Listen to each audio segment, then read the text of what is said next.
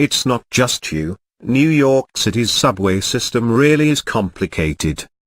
And it may have nothing to do with the number of lines, but rather the subway map's confusing, color-coded design, according to researchers.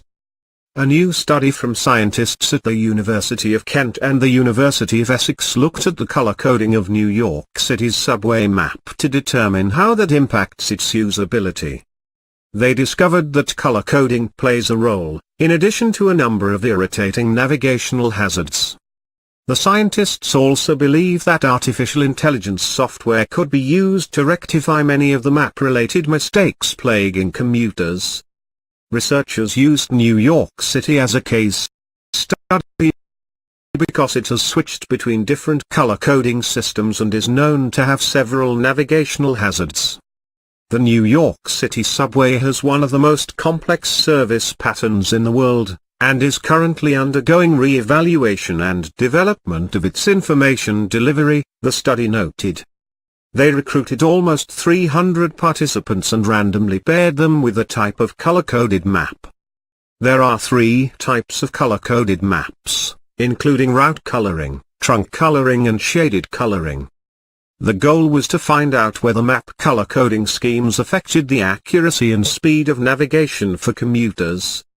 A trunk is a bundle of routes carried on the same line, which is what the NYC Metropolitan Transportation Authority subway map uses. In a route-colored map, each individual line with a single terminal at each end is colored differently. A third kind of map uses shaded coloring, in which each trunk has a distinct color and each route within the trunk uses a distinct shade of that color. Each route contained a navigational hazard, or specific local features of the map that are frequently misread by passengers. This can include something like where a route switches places with another route, also referred to as flipping. In other cases, a route may merge with another or pass under another trunk, called underpassing. Another navigational hazard, called parallel running, occurs when 2 or more routes have a long run together.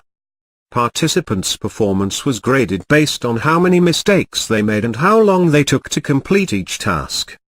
They found that the route-colored map scored the highest usability when commuters only had to change lines once.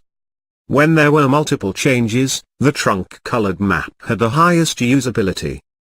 For example, on routes with slip hazards, where 2 routes converge as one, route coloring remained the fastest and most accurate means of identifying the correct route, according to the study.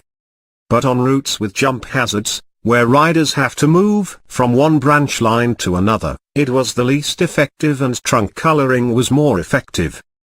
The results show that local navigational hazards can play a major role in the overall usability of a metro map, the researchers said. Because of this, the scientists believe that algorithmic software could one day be used to spot and rectify navigational hazards in subway maps. Algorithmic methods for automatically finding and fixing local navigational hazards could have an important role to play, they said.